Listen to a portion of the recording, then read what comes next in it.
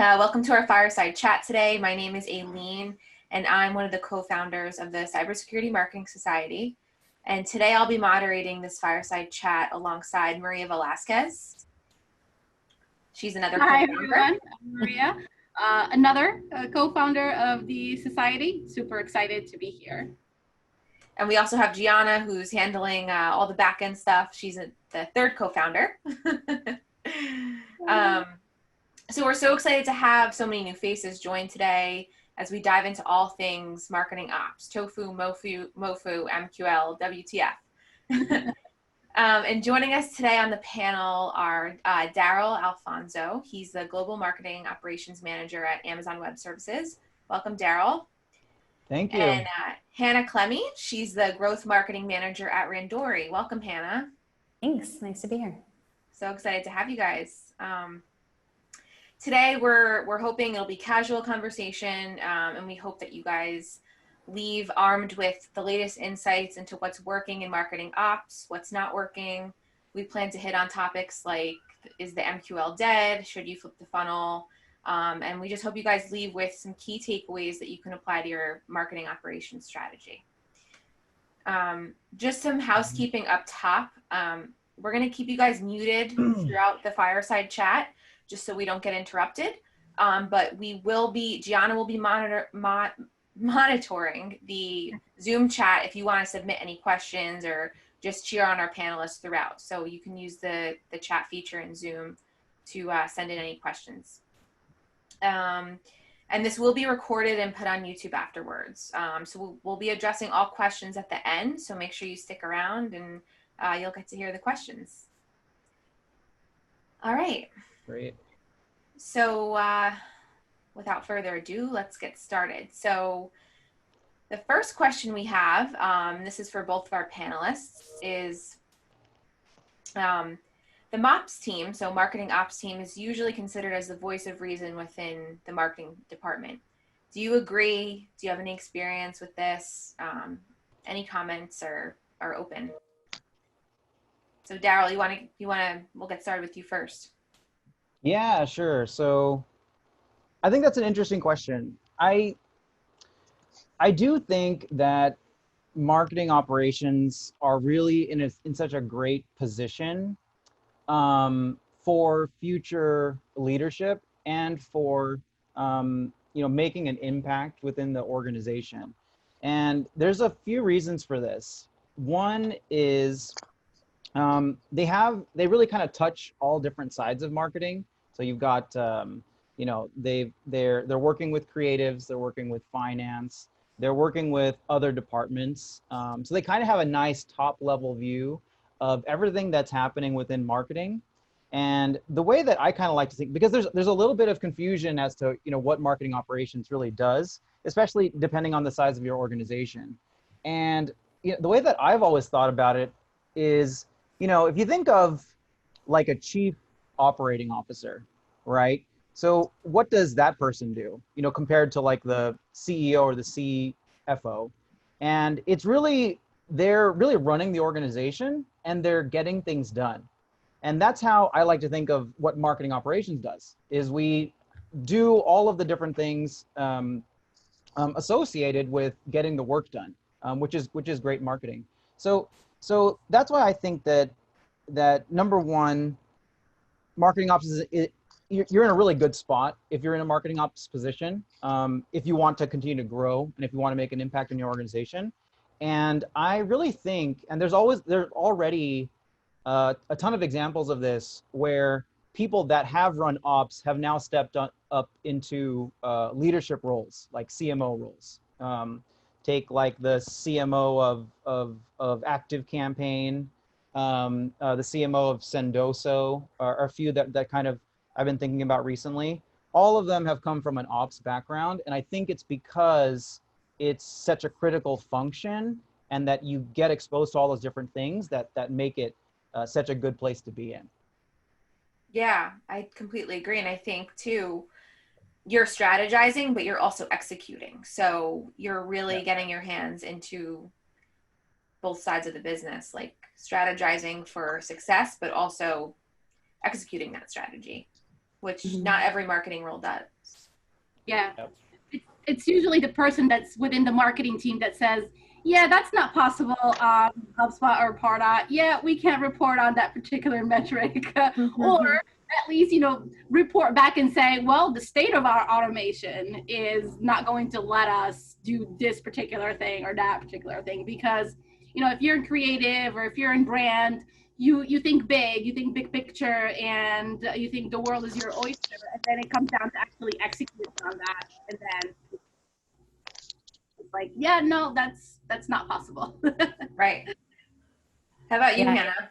Yeah, no, just like Daryl was saying, I think that marketing operations is really important. I think you get the broad spectrum of, you have an understanding of everything that's going on between the technology, the process, the people in place, and you really get to be at the center of making those strategic decisions, which is really exciting. And I think that would be why they would be a voice of reason. All right, so moving on to the next question, which every marketer's, I feel like this is a struggle and pain point of every marketer, is leadership buy-in. Marketing operations struggles a lot with convincing leadership about the importance of a solid infrastructure, a clear process, team alignment.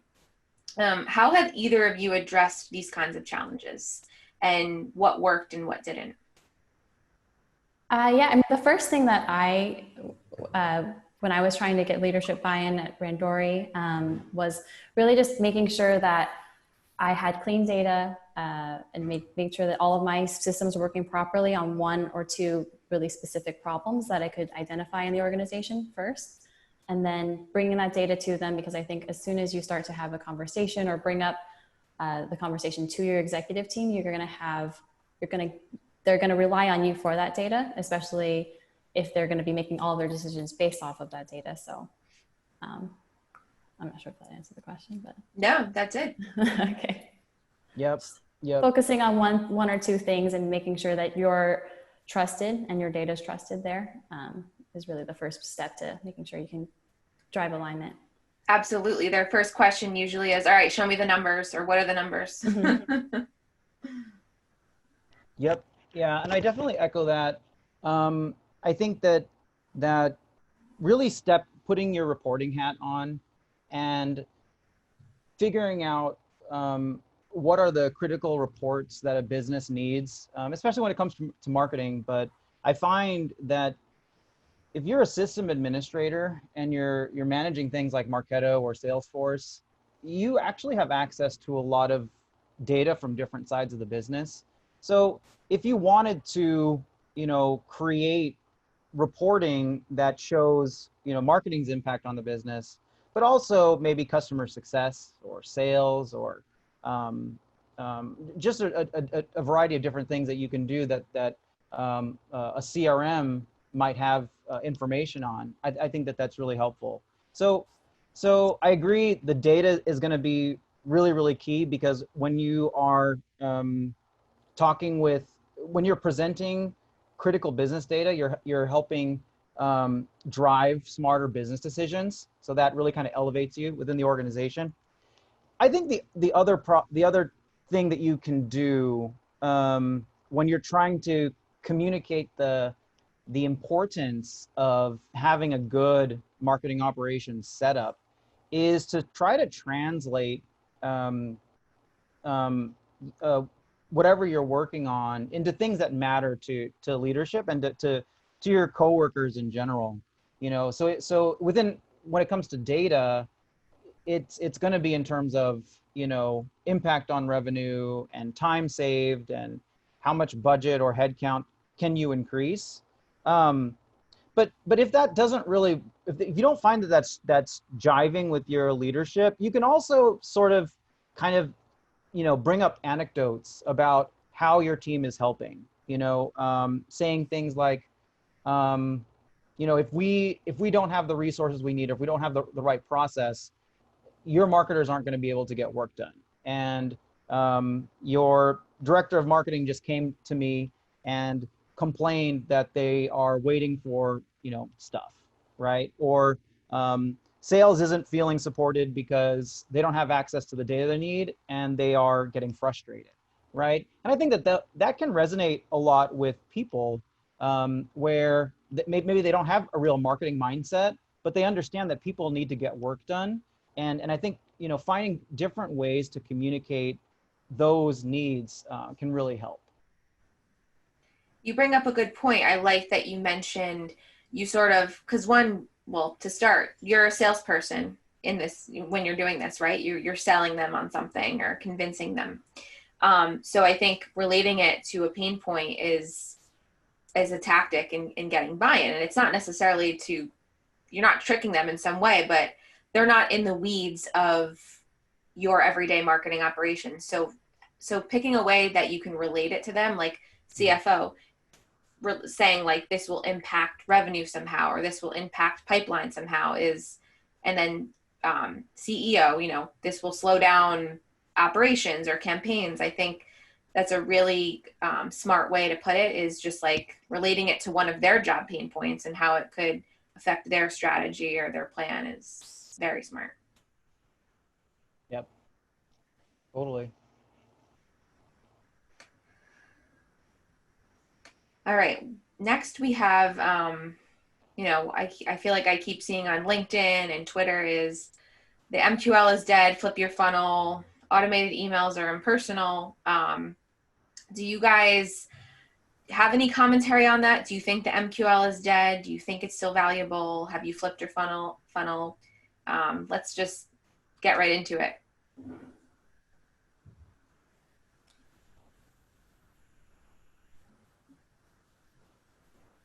Do you want to go, Hannah, or?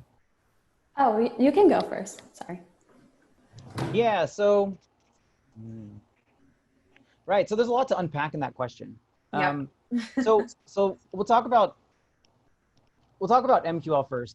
I think MQL gets a bad rep because of the fact that there is a lot of confusion around what MQL means, and there's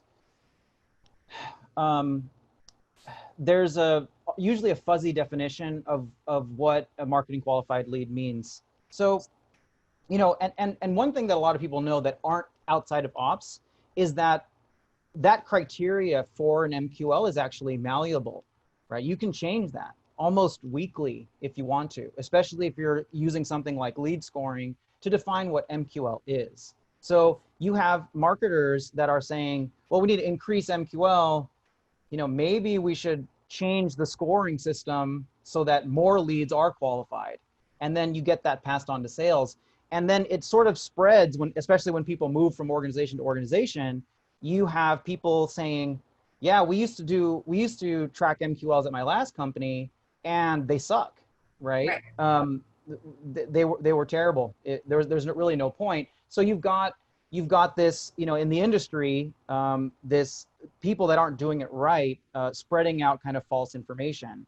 I think there is some merit to moving away from MQLs and trying to figure out how to engage buyers today, because, you know, the way that people are buying is evolving.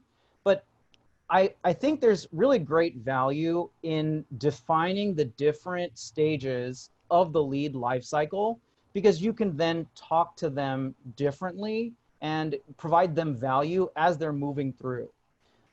So I don't necessarily think that MQL is a bad thing, and a lot of organizations, our organization uses MQL.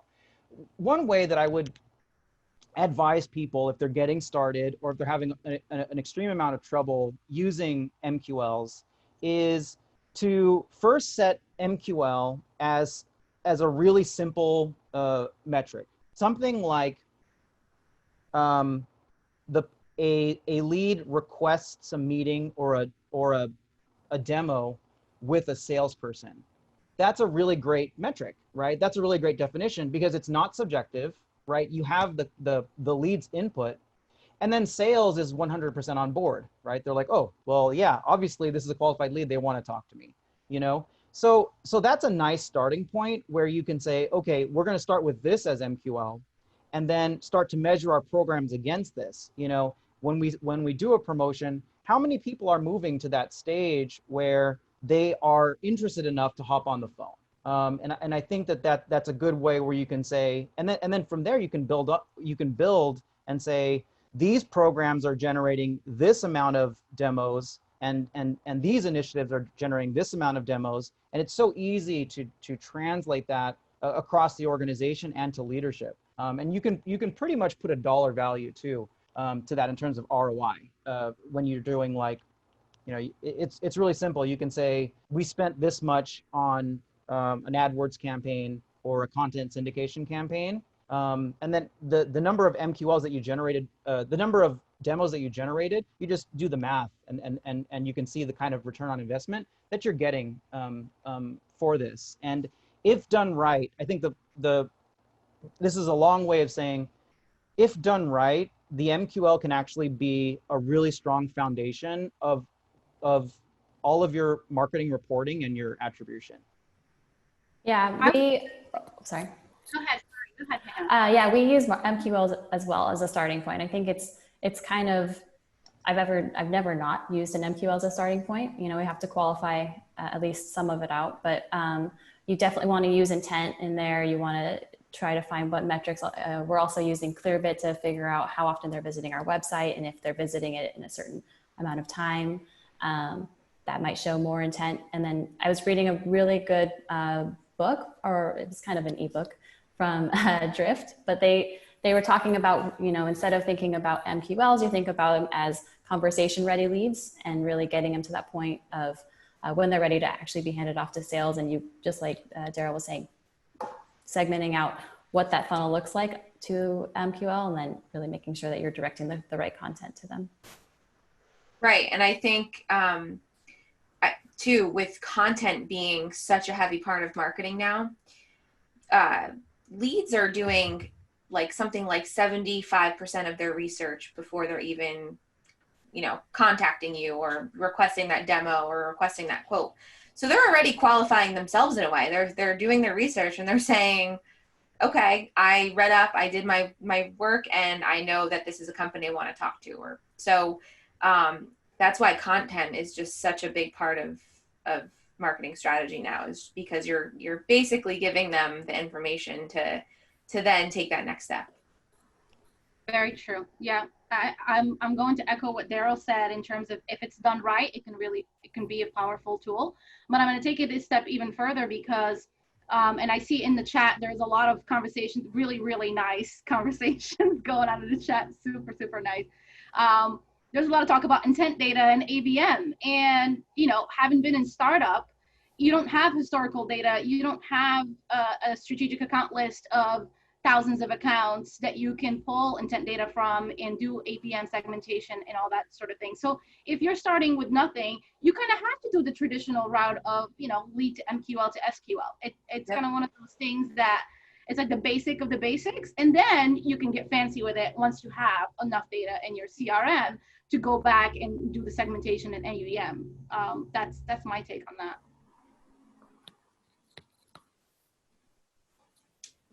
All right. So it is cool to see the chat blowing up there. I know, I love it. Oh, wow, there's so many questions. We're gonna need to leave a lot of time for questions and different comments. This is awesome, love it. But yeah, keep going, Aileen. So Daryl, this one's for you. The best way to get sales on board with your marketing operations and sales operations process. Go. Yeah. So this one's a tricky one. I think that there are some like great tactical things that you can do around trying to get sales on board, especially when it comes to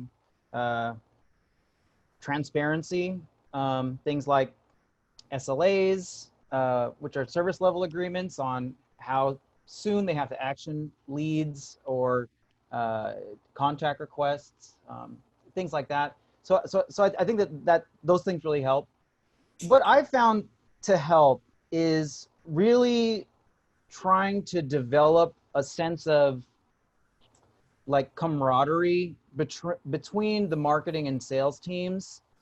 It really helps if sales development reports to marketing. So I will put that out there. It's much easier. It's a nice bridge there. Not everybody has the luxury of doing that. At my former role, that was the case. We had SDRs reporting up into marketing.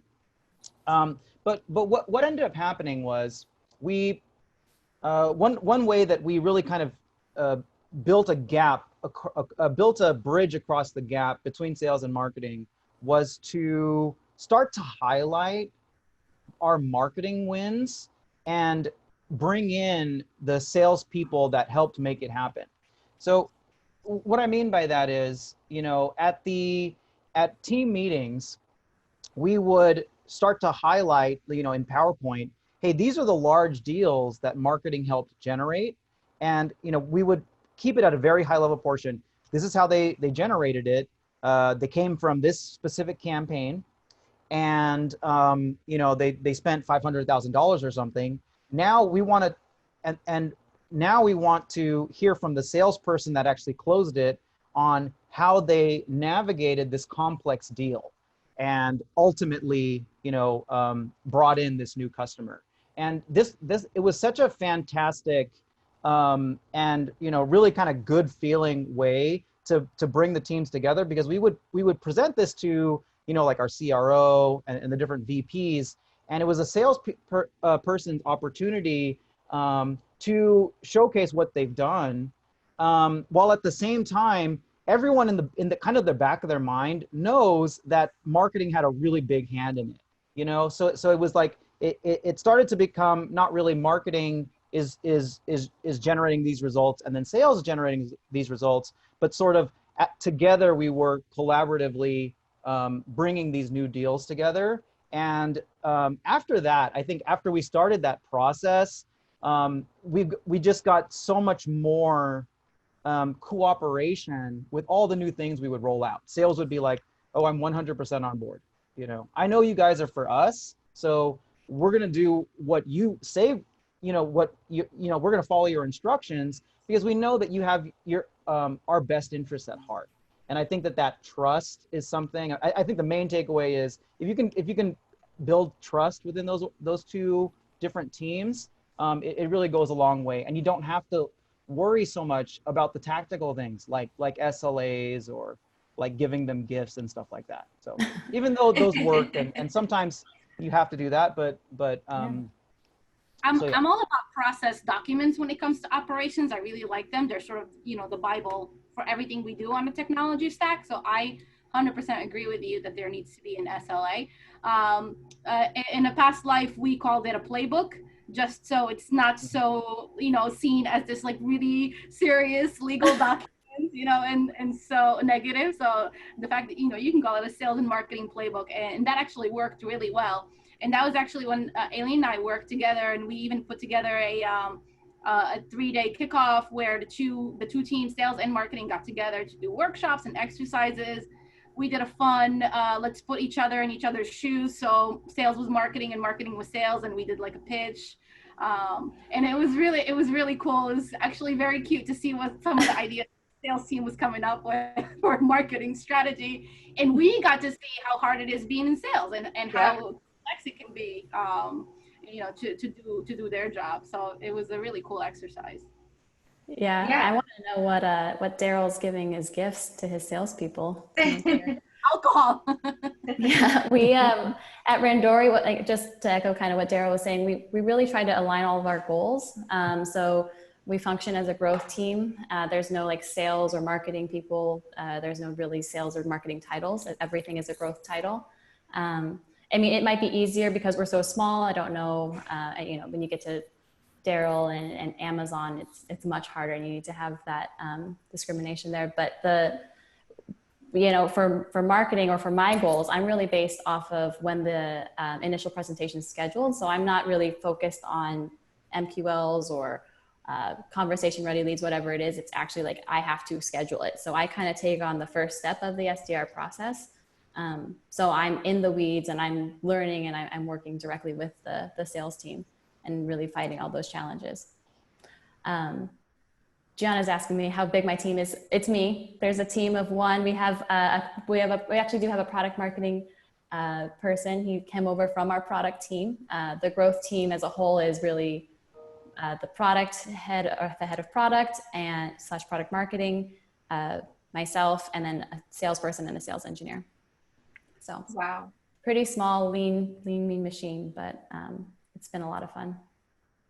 Yeah, and Hannah, you brought up Drift, and then Daryl, you brought up sort of celebrating those collaborative, the wins collaboratively.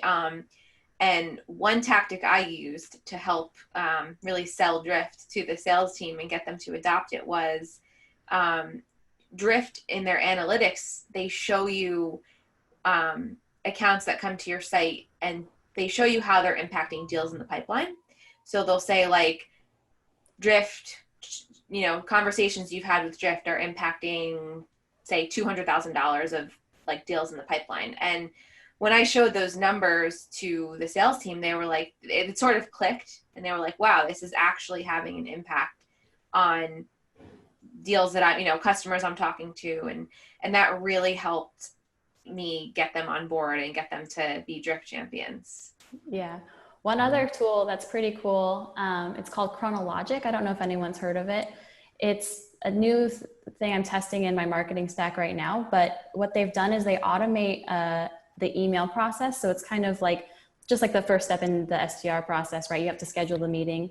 So you can set triggers inside of your Salesforce. So if it hits all of these triggers, and then it will set off Chronologic to send an automatic email and calendar invite simultaneously to the prospect.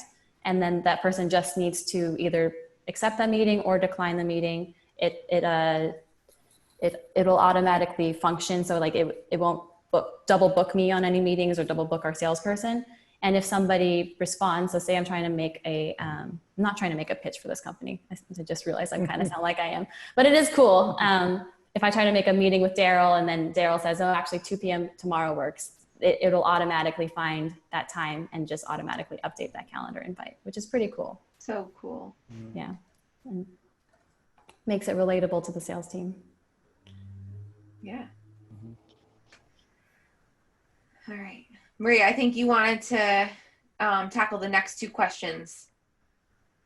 Oh, yeah, sure. And actually, this one's for Hannah. In terms of pipeline planning, how do you, and I know that you're in startups, this is perfect for you. How do you establish conversion rates from each stage if you're a startup with 0 historical data? Yeah, it's super tricky. It's also very exciting. Randori was the first time I actually ran into this situation. So when I joined, we were pre-revenue, and we were just about to kick off what we called a design partner program.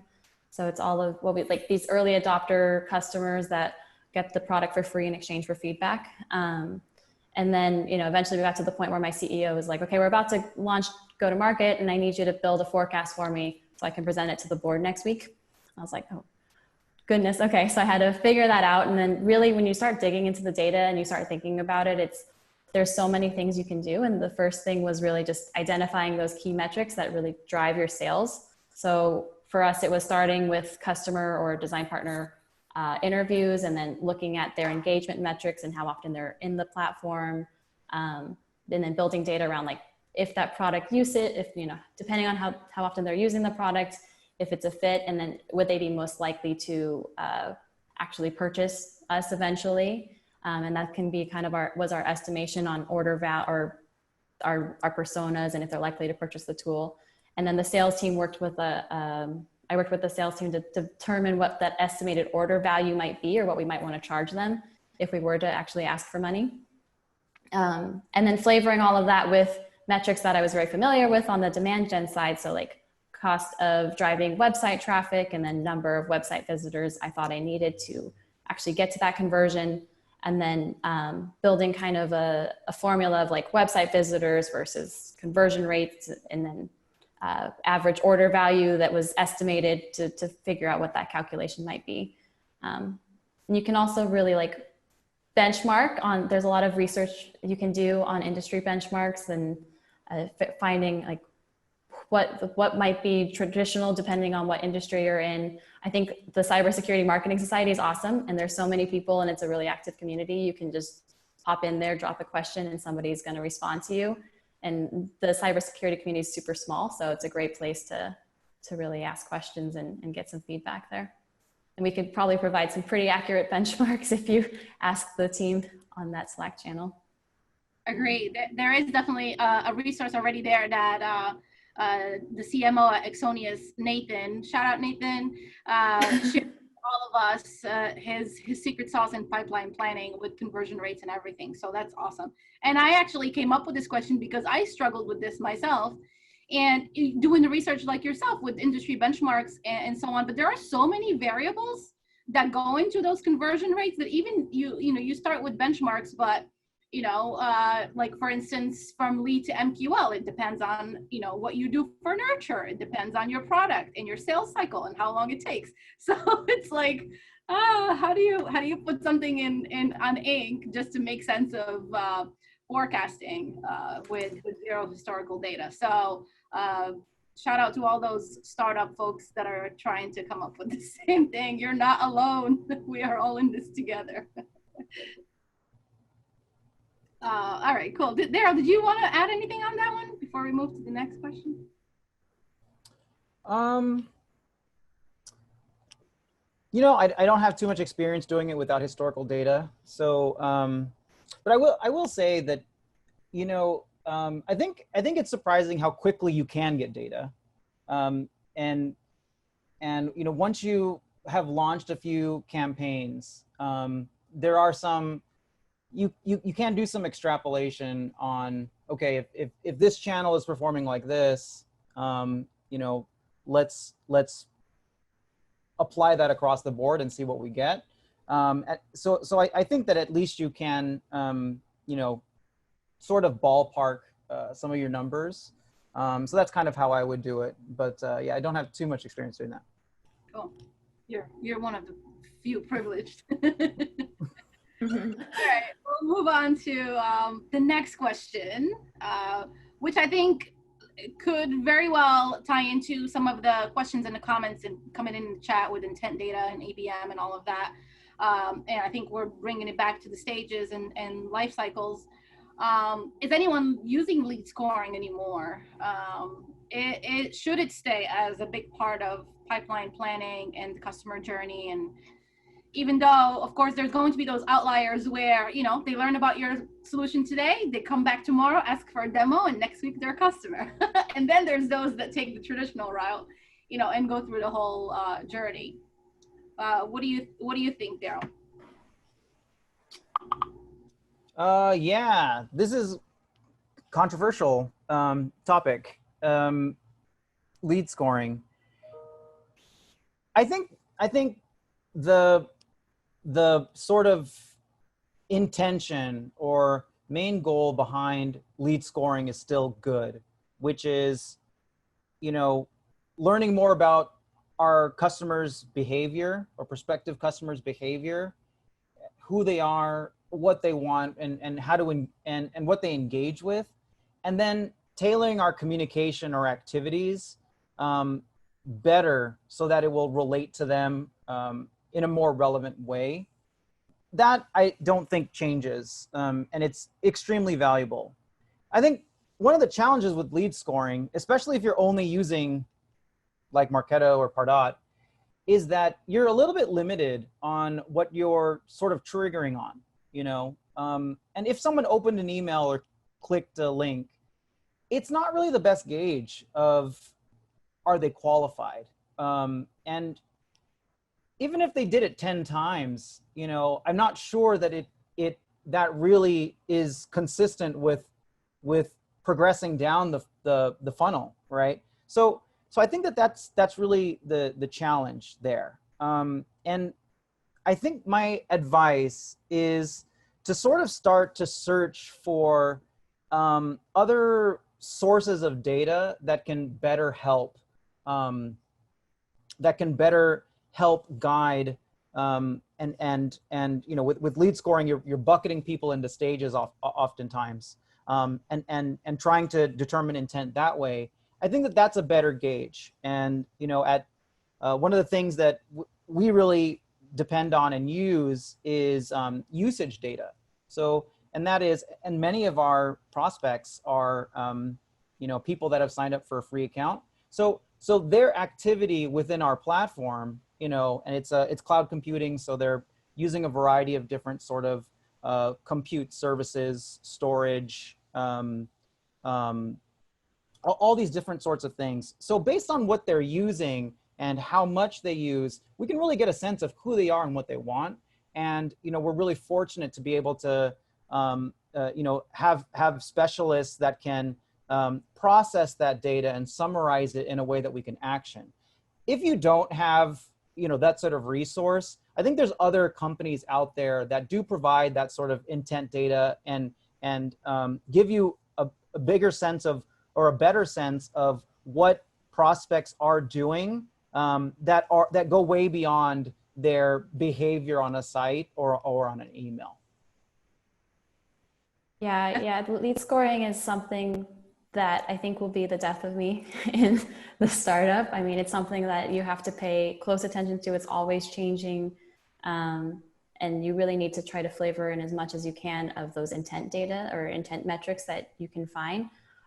We have free trials, but we're trying to figure out the people to get to those free trials a lot of times. So, figuring out, like Aileen was saying, it's a lot of content and a lot of engagement on content, or what pages, like, are they visiting the right pages on your site? Are they, you can, like, something as minute as an email open even sometimes could be included in that intent score. You never know, especially in today's world with COVID, like everyone's so remote.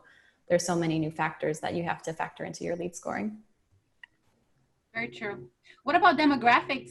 Do you guys agree with giving a certain score for leads that match certain demographic based on your perfect fit buyer or your buyer personas or certain job titles that you'd like to prioritize and send to sales a little bit faster? We do. We have to, because we're so small. We're really trying to grow in the right ways, and there's a lot of I think excitement around our product in companies that aren't the right fit. So we need to filter out a lot of those companies, unfortunately, and get them on that wait list until we're fully GA for next year. So we do demographics. I hate the idea of doing it, and I would love to be at a place where I don't have to worry about it and turn people away. But I think it's super important for us right now. Do you do that at your company, Maria? Yeah, we do. Just because, think about it, when you're looking at your perfect fit buyer and, the traditional profiling of whether they have buying power and whether they own the budget and they are the ones that are going to sign off on the purchase, you want to prioritize those more than others. But then there's also an argument to say that the end user is also really important, because sometimes the end user is that evangelist that brings up the idea for your tool to that, to the C-level that has the buying power. Right. So I think it's really, it's one of those things that you just have to see whether it works or it doesn't work for your product and for your sales cycle and for what you're offering. But it got me thinking as we're talking about this. I think we almost could create a lead scoring matrix for us marketers in our content and our activities, where it's like, let's score how well this white paper does, or let's score how well this blog post does, versus scoring the actual lead and their engagement. And maybe that'll tell us a little bit on how to improve our stuff. So, obviously you can get those metrics from conversions and page views, but what if we had a lead scoring matrix for our stuff? Yeah, I guess that's a really good point. You brought up a good point, especially in cybersecurity. I think that it's so fragmented, when you're thinking about an account as a whole, and you really have to work not only with the practitioners, a lot of times you have to work with the compliance teams and then get the CISO on board. And maybe we should start scoring leads, not only on the person, but on the account, really. I don't know. Yeah, a lot of times, to Maria's point, the buyer isn't always necessarily the end user.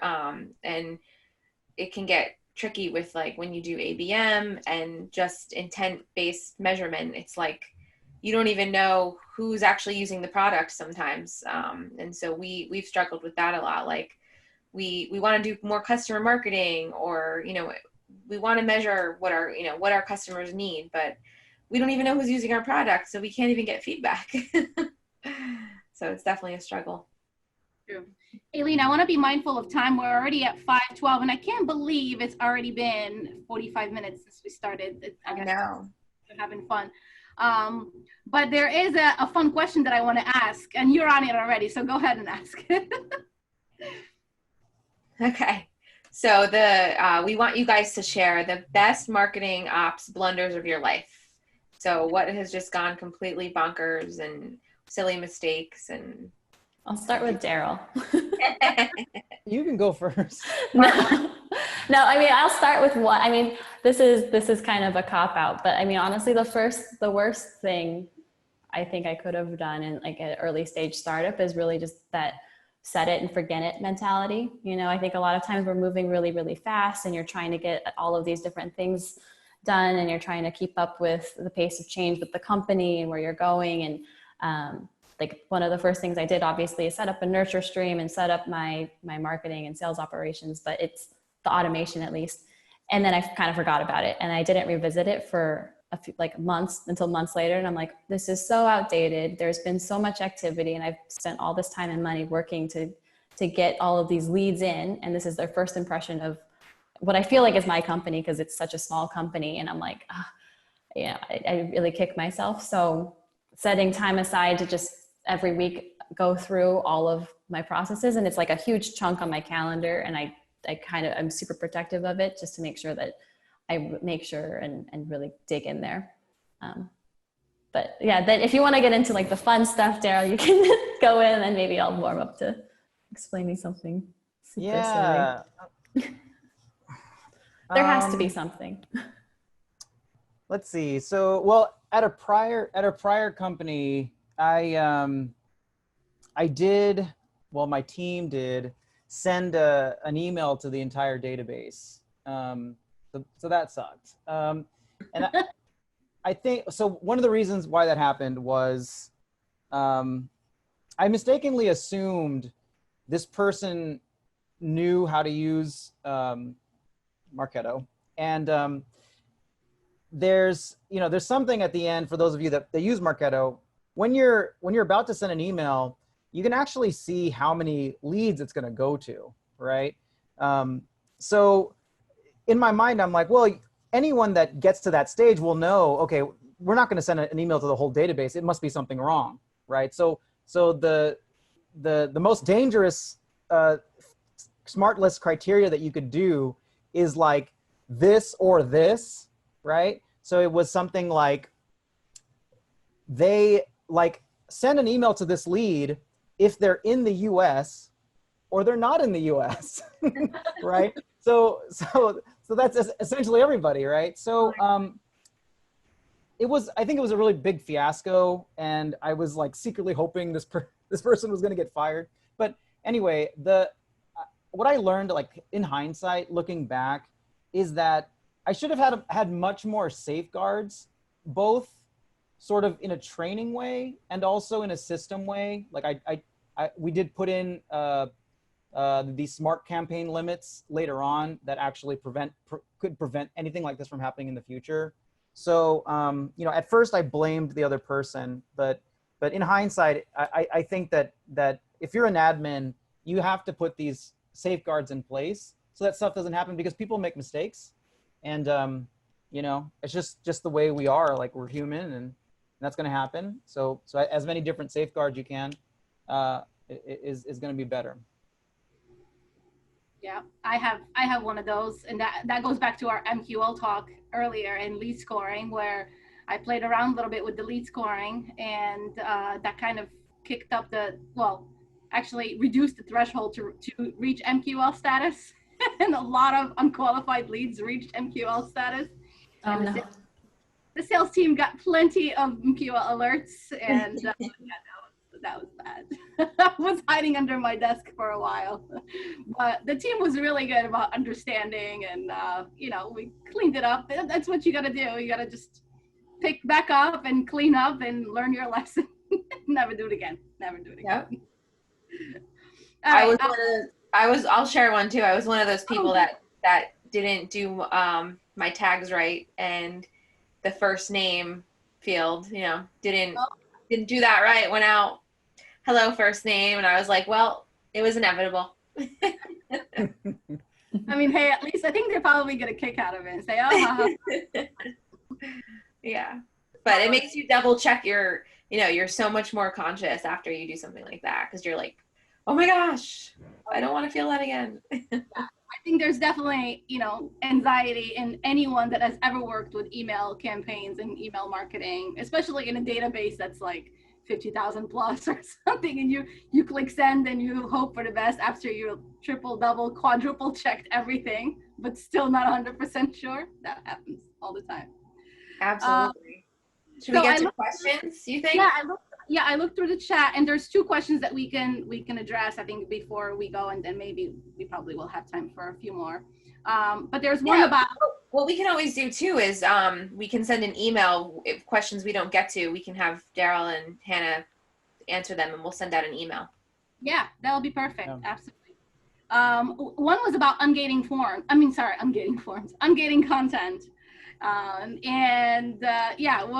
I think a lot of marketers are experimenting with that for SEO purposes, for other purposes. Let's get your thoughts on it. What are your thoughts, Hannah? I don't have any gated. We have, I think, maybe a couple gated pieces, but typically what we do with key content right now is, when a new piece comes out, like if we come up with a white paper, we'll gate it for the first 6 months, and then after that, we'll ungate it. But most of the content should be ungated. I'm pretty passionate about that myself. I think especially like working in cybersecurity, there's a lot of people that don't want to fill out forms. So they might prefer, at least, I want them to read my content, and I want them to at least know about us, and I can track them via other ways. Exactly. If they're doing 75% of their research to decide if they want to contact your company or get a demo, why hide that? Why hide the information from them?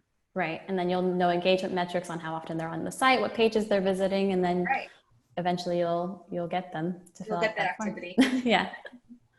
What about you, Daryl? Yeah. So, a lot of our content are actually live and recorded events. So we do use forms. And for live events especially, it makes a lot of sense for the, since you're sending them information about, know before you go and how to register and things like that. So those are going to be gated. I struggle with the idea of ungating all content. I think that the way that I think about this is it's always going to depend. I think there's a lot of organizations that really invest, that have really large sales teams, and they really invest in lead routing. So lead routing is a really key part. And it amazes me at most of the companies that I went to, how much thought goes into lead routing. And when it comes to sales, their livelihood really depends on where their territory is. And a lot of times, that's the only way to get information from people, is to ask them what their industry is, where they are. And that's how to properly assign it to, people whose full-time jobs are to manage these sort of territories, whether it's a vertical territory or a geographic territory. So I think it's going to be somewhere in the middle. I do acknowledge that the buyer's journey is changing and that people want to learn as much as they can. I think that the best way to approach it is to test and sort of find out what works for your organization, but also be aware that it's not just us. It's not just the marketers that we have to think about.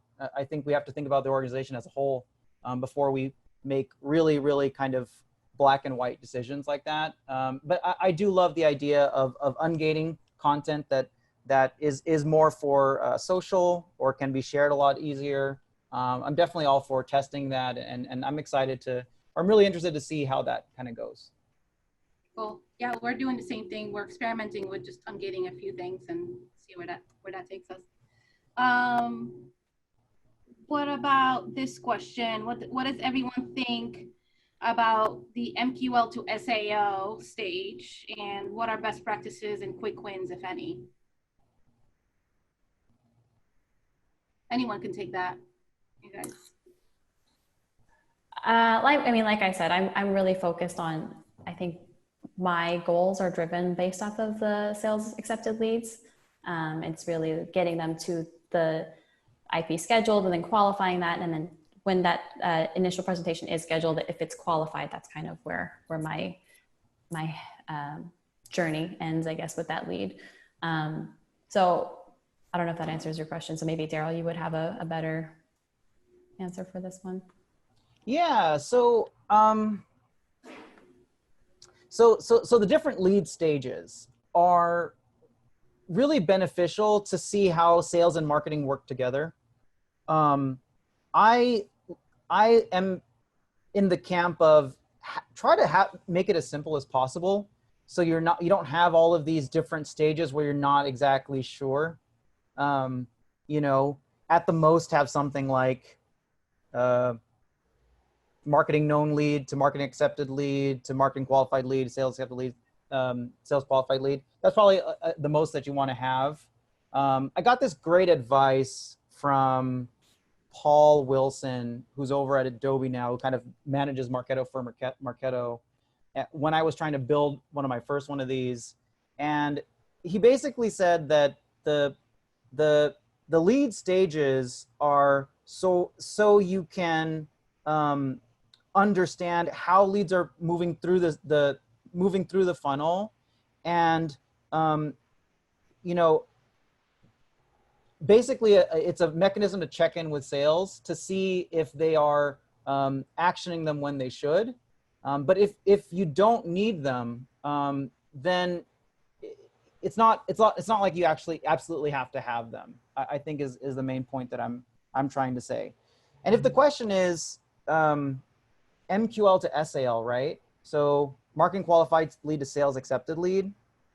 I think the only way to address that is sort of SLAs. But one thing that really helps too are individual sales rep dashboards within your CRM that actually show your open MQLs, right? So when a salesperson logs in, they actually can have a sort of either it's like you can have a bar chart that says this is how many, and you can make the ones that are outstanding for a while, like in red. So those are, you know, small tricks that I've found to work in terms of getting them to action leads that they should be. I'll add to that at that stage, it's really critical for marketing to help sales hand in hand with sales enablement type content at that stage, you know, at the demo stage or the qualification stage, that's where battle cards come into play. That's where product sheets come into play, and maybe even customer references and success stories and case studies and all of that. So the more we can do to feed the sales team at that stage to, you know, to get them to an opportunity, the better for us. And what else? I see one that says, are you using predictive and intent SaaS tools, and which one? I'm not using any of those tools, so I couldn't answer that question. But now I'm interested, so I'm going to do some research. Yeah, I think that was one of your guys' questions on the list earlier, and I was just like, I can't answer this one, unfortunately. Aileen, maybe you or Daryl? Nope. Yeah. Someone from the audience? We're not using it externally. Yeah, maybe someone from the audience. We don't use it externally. We are fortunate enough to have resources that build sort of our own internal models, internal data models and internal customer models. And I think the ones that tend to work really well, and this doesn't work for everybody because I think you have to sell multiple products and services, is one that we rely heavily on is, if you use this collection of services, are you more likely to buy something else? And that, I think, has been really, really interesting.